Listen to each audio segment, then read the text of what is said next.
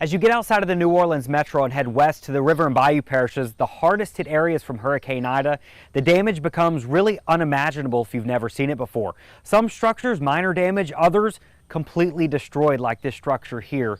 Some have a long ways to go from recovery as we head into the 2022 hurricane season. So you can see there, Fort Fourchon is absolutely in the worst of it right now. This thing stayed a Category 4 storm going through Lafourche Parish. It was a major hurricane all throughout there. It was definitely a nightmare. Make sure you have those things put together. Make sure you have your food, your water, your medicine, all those things you would need to evacuate, whether you're coming to us or you're going to family and friends. We say it every year, and it's the last thing anyone wants to think about. But another hurricane season is ahead of us, and you must prepare. Coming off last year's damage from Hurricane Ida, you might have to rethink how you make decisions if a hurricane heads your way. That's because thousands are still living in temporary housing. In Lafourche and Terrebonne parishes, around 4,800 families are still living in state or federal temporary housing. That number is around 1,700 for both St. Charles and St. John parishes. And these numbers don't even include those who live in their own personal travel trailers. Recovery from Hurricane Ida has been slow for many people. For some, it's insurance. For others, it's dealing with things like this. It's pouring down rain. And as you do get closer and closer to the hardest hit parishes, the damage becomes extremely evident.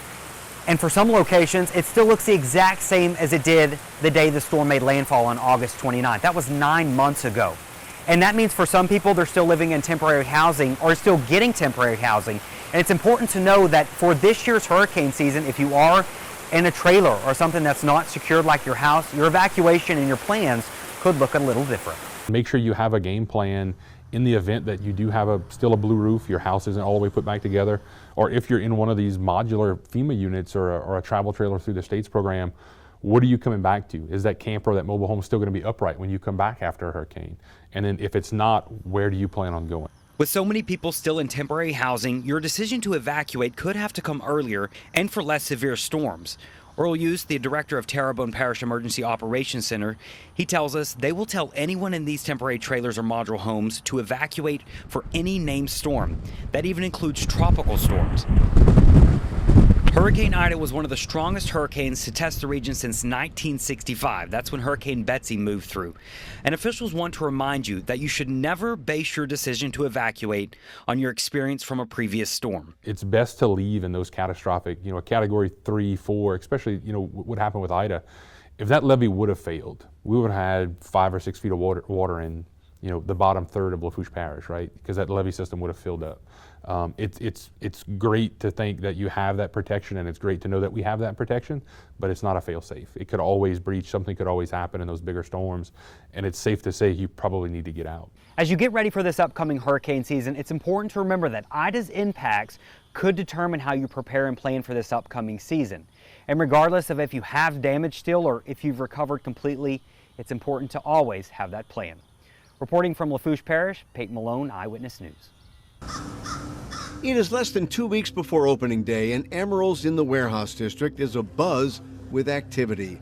It's a mammoth operation opening a restaurant like this that bears the name of one of the most famous chefs in America. Good morning, everybody. Today we're going to break everybody up into groups. We sat down with Emeril to talk about why it's taken him so long to get this place open again. Challenging of rules and regulations, but more importantly, challenging with getting staff, both front and back of the house. That indicator was like, okay, well, we better pump the brakes a little bit. And when he finally settled on a date, we were in the middle of the 4th COVID surge, and that made getting open and staffed even more challenging. So if I was to try to open Emeril's, Nola, Delmonico, impossible to find the amount of staff. We're having trouble just staffing Emeril's. It's going to limit our hours of operation, so we're going to open 5 dinners to start, and once we get it going, then we'll evaluate lunch, we'll evaluate how many more shifts that we can add. And I mean, we're shooting this story a couple of weeks before your opening, and I'm looking at this place is packed with people. I mean, it takes a lot to get a place like this up and running. Well, it's the flagship. I've had a lot of time to think about what we're doing at Emerald's, what we have done, what my initial goal was in 1990 when we opened was to be the best restaurant that we could. Let me rephrase that. The best white tablecloth restaurant that we could for New Orleanians. And I had to really think a lot about that. And I've had a lot of time to think about that with COVID, about all of our restaurants. We went from 14, and when Emerald's reopens, we'll be at 6. We permanently have had to close 3 restaurants. He still has restaurants open in Las Vegas, Bethlehem, Pennsylvania, and Florida, but it was important to get this restaurant, where it all started, back open. My goal now, reopening Emerald's, is going back, refining what we did and how we opened in 1990, and refining to take us to another place, raising the bar, if you will.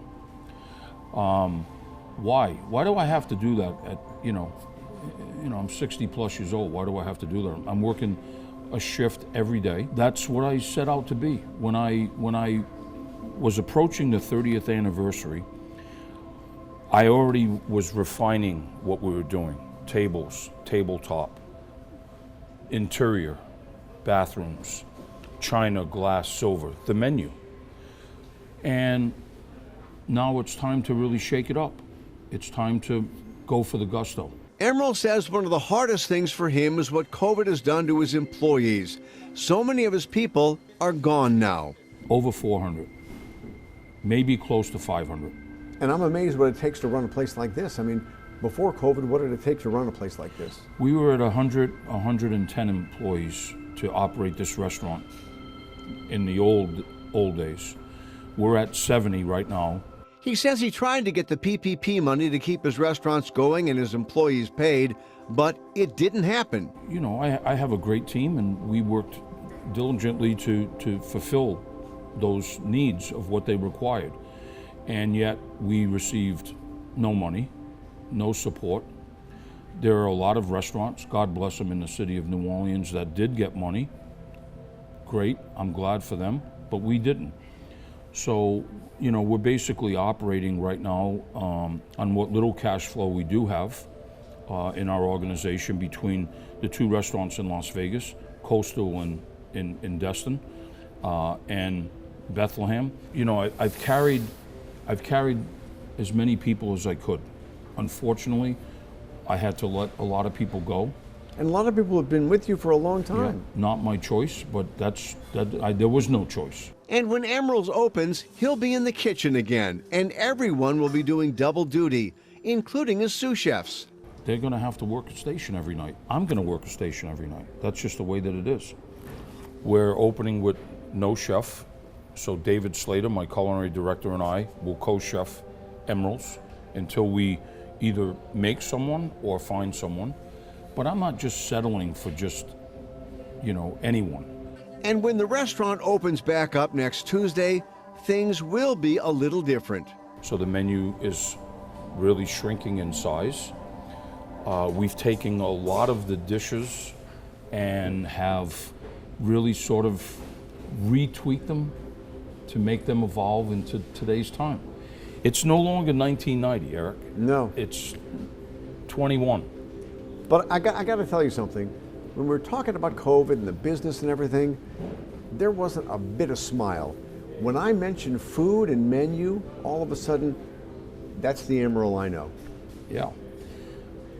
I try to make people happy on my craft, which is cooking. And I think that I have trained the staff to be the same and have the same mentality to make people happy. If we can make people a little happier when they leave than when they came in the front door, then we've done our job.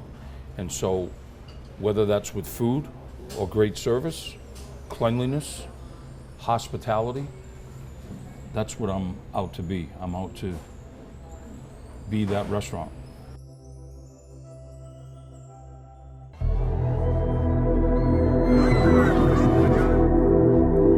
I learned that we have a presumptive positive case here in Louisiana. Not long after Carnival 2020 in the city of New Orleans, life we once knew changed. If we were given clear direction, we would not have had Mardi Gras.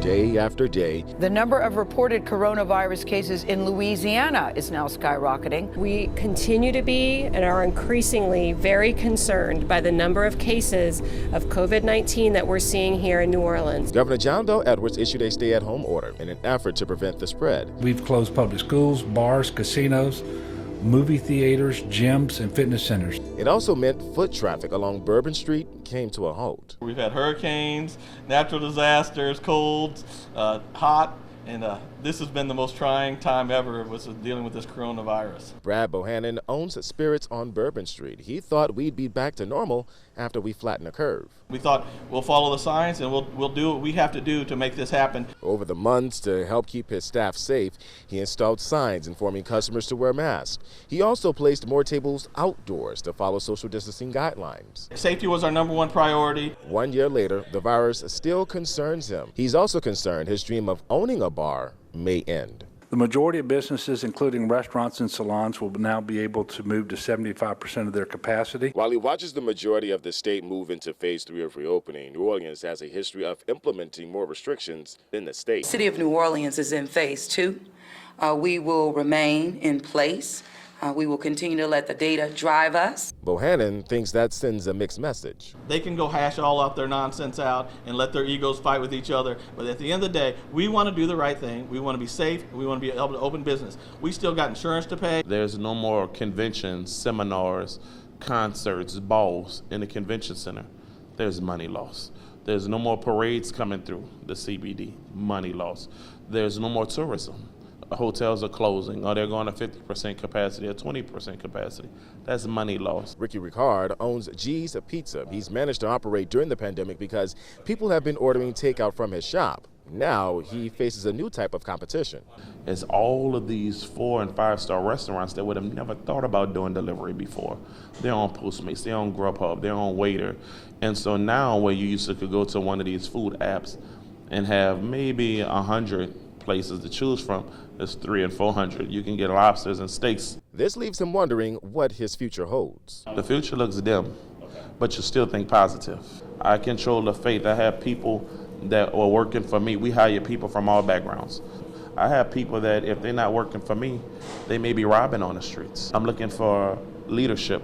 I'm looking for a sign. I'm looking for them to tell us, when is it going to be okay to even think or pretend that we're going to be normal again? So that the good times can roll again. In New Orleans, Duke Carter, Eyewitness News.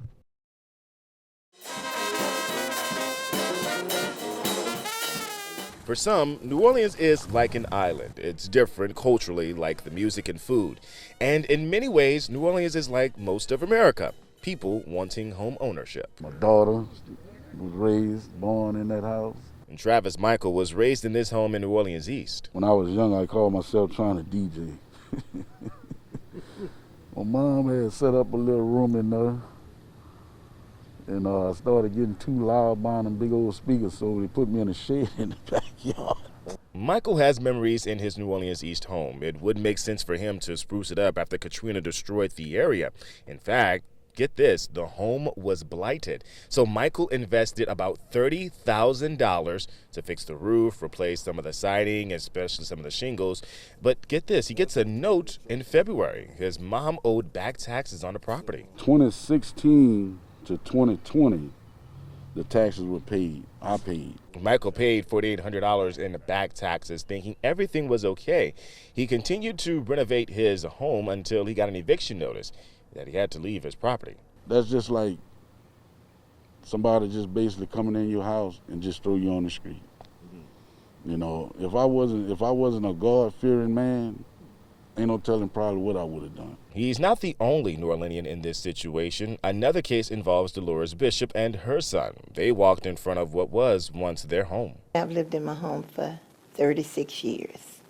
I moved there in 1982. The Navy veteran also created memories there. My children at Christmas, they loved that house. And I love watching them in that house. So for Bishop, it was tough getting a notice in late January to leave her home. My stuff was put on the curb. I've been embarrassed. I've been humiliated. When we arrived at Bishop's home in the 9th Ward, we saw energy crews turning off the power to her home. While Bishop was paying the mortgage on her property, she did not pay the property taxes. According to city records, she didn't pay property taxes starting back in 2013. That tax bill piled up to about $4,800. So here's what Bishop's and Michael's stories have in common. Because of Louisiana state law, the parish tax collector can sell your property at a tax sale if you become delinquent.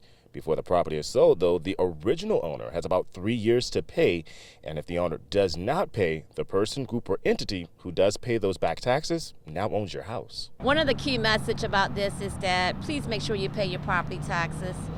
I know that times are hard, especially with COVID-19 and everything that is going on, but be mindful of your property taxes. I don't want to see another soul go through this. To ensure you don't face eviction.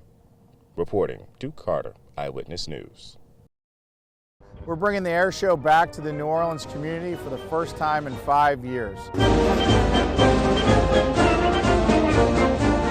We're bringing the Blue Angels back for the first time in 5 years, bringing them home. Getting back down here to New Orleans has been a big deal for the team. We know this area has been, affected severely over the last several years with, hurricanes and stuff like that. I absolutely love this community, and it is just uncontrollable pride to bring the military back to this community to ensure that we're one together.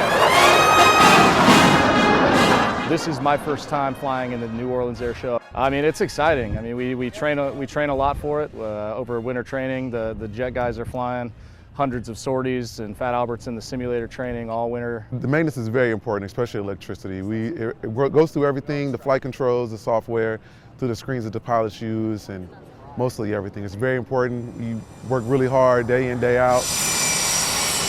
Super Bowl, World Series, Stanley Cup, all of them.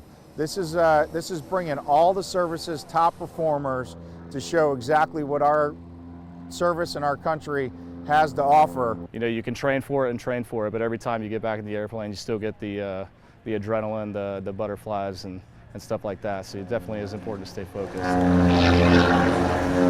These kids, young and old, will be smiling ear to ear, will be surprised by what they see. It's super rewarding to be able to come out and actually interact with the folks that take the time to come down to the show and just see the excitement on their face and the little bit of motivation and inspiration that we can provide. The idea is for them to walk away being proud of their military and hopefully come back and research it and possibly join later on in life.